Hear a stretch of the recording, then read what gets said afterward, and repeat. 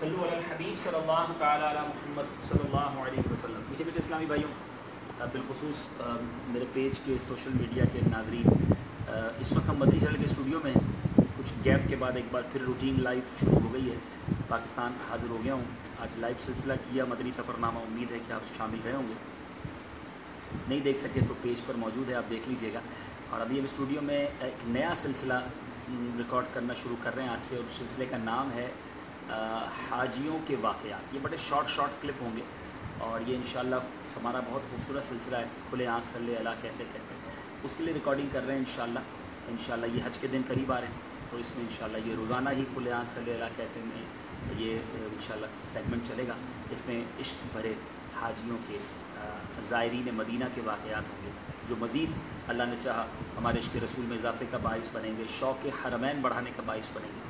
تو پہلا واقعہ ریکارڈ کرنے جا رہا ہوں، آپ دعا کیجیے گا اللہ اخلاص بھی نصیب فرمائے اور قبول بھی فرمائے، اور اللہ کرے کہ اس سلسلے کی برکت سے ہم سب کو حرمین طیبین کی بار بار حاضری نصیب ہو۔ آپ شامل رہیے، دیکھیے ریکارڈنگ کیسے ہوتی ہے کچھ دیر تک، پھر اس کے بعد اجازت چاہیں گے۔ صلو علی الحبیب صلی اللہ تعالی۔ جی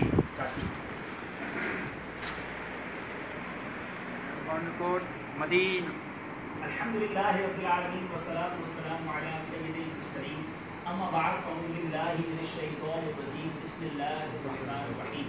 الصلاۃ والسلام علیک یا رسول اللہ وعلی آلک واصحابک یا حبیب اللہ، الصلاۃ والسلام علیک یا نبی اللہ وعلی آلک واصحابک یا نور اللہ۔ میٹھے اسلامی بھائیوں اور مدنی چینل کے ناظرین، الحمدللہ ہمارا سلسلہ کھلے عام صلی اللہ کہتے کہتے جاری ہے، اور اس سلسلے میں آپ کے لیے ہم ایک سیگمنٹ ریکارڈ کرنے جا رہے ہیں جو انشاءاللہ آپ سنیں گے، اور اس کا جو مدنی گلدستہ ہے، جو مدنی گلدستہ آپ کے لیے ریکارڈ کرنے جا رہے ہیں، اس کا نام ہے حاجیوں کے واقعات۔ سبحان اللہ، کیا بات ہے!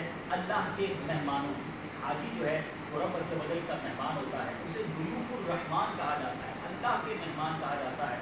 سبحان اللہ، اس مدنی گلدستے میں ہم عاشقان رسول کے حج اور زیارت مدینہ منورہ سے متعلق عشق اور محبت سے بھرپور واقعات پیش کرنے کی سعادت حاصل کریں گے۔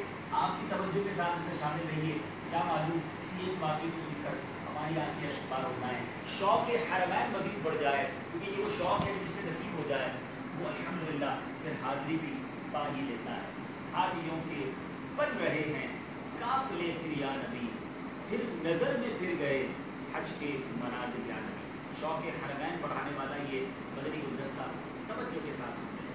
حضرت سیدنا ابو الفضل ابن زیرت رحمۃ اللہ تعالی فرماتے ہیں کہ میرے پاس خراسان سے ایک عاشق رسول آیا اور کہنے لگا، میں مسجد نبوی شریف علیہ صاحب السلام والسلام میں سویا ہوا تھا کہ جناب رسالت مآب صلی اللہ تعالی علیہ وسلم نے مجھ پر خواب میں کرم فرمایا، لبہائے مبارک واہ ہوئے، رحمت کے پھول جھڑنے لگے، اور الفاظ یوں ترتیب پائے، جب تو حمدان جائے تو ابو الفضل ابن زیرت کو میرا سلام کہنا، اور کہنا کہ ابو الفضل ابن زیرت کو میرا سلام کہنا۔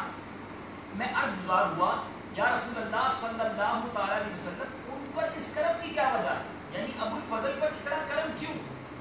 نبی پاک علیہ السلام نے فرمایا کہ وہ روزانہ 100 بار مجھ پر درود پاک پڑھتا۔ سیدنا ابو الفضل رحمۃ اللہ تعالی فرماتے ہیں کہ پھر وہ خراسانی مجھ سے کہنے لگا، مجھے بھی وہ درود پاک بتا دیجیے جس کا آپ ورد کرتے ہیں۔ تو میں نے اسے بتایا کہ میں روزانہ 100 بار یا اس سے زیادہ مرتبہ یہ درود پاک پڑھتا ہوں، اللہم صلی علی محمد النبی الامی وعلی آل محمد جزا اللہ محمدا عنا ما هو اہلہ۔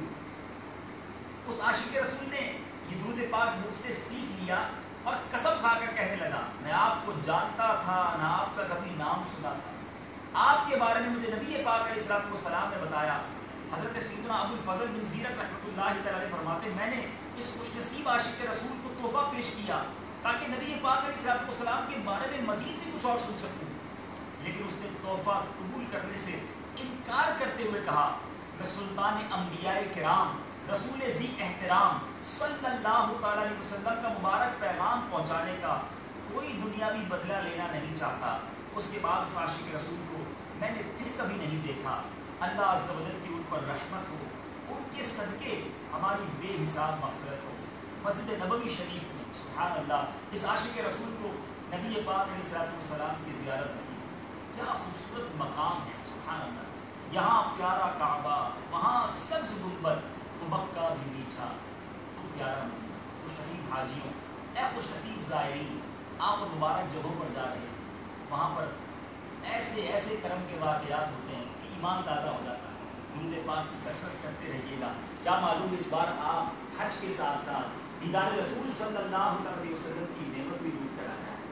یہ بڑے کرم کے ہیں فیصلے، یہ بڑے نصیب کی بات۔ اور دوسری بات جو اس واقعے سے سیکھنے کو مل رہی ہے کہ کثرت سے درود پڑھنا، سبحان اللہ، دربار رسالت میں کتنا مقبول ہے کہ نبی پاک علیہ السلام نے اپنے غلام کے لیے سلام بھیجا کہ جو روزانہ 100 سے زیادہ مرتبہ یہ درود پاک پڑھا کرتے ہیں۔ تو اپنی زبان کثرت کے ساتھ درود پاک سے تر رکھیے، اپنی زبان کو درود پاک پڑھنے سے تر رکھیے۔ درود پاک جتنا پڑھیں گے دنیا میں بھی اللہ نے چاہا خیر مقدر بنے گی، آخرت میں بھی خیر مقدر بنے گی۔ اور جو حاجی جا رہے ہیں، حاجیوں کا بعض اوقات یہ سوال ہوتا ہے کہ ہم کیا پڑھیں، کس مقام پر کیا پڑھیں، کس مقام پر کیا پڑھیں، کچھ یاد رہے نہ رہے، ہر مقام پر چلتے پھرتے اٹھتے بیٹھتے ہر قدم پر درود پاک پڑھنا اپنا معمول بنائیے۔ انشاءاللہ قدم بہ قدم رحمتیں آپ کے ساتھ ہوگی۔ اللہ کریم آپ کا سفر قبول فرمائے اور ہمیں بھی اس در کی بار بار حاضری نصیب فرمائے۔ سلسلے کی طرف چلتے ہیں اور انشاءاللہ اگلے سلسلے میں ایک اور خوبصورت واقعہ انشاءاللہ لے کر حاضر ہوں گے۔ صلو علی الحبیب صلی اللہ تعالی علی محمد صلی اللہ علیہ وسلم۔ 5 منٹ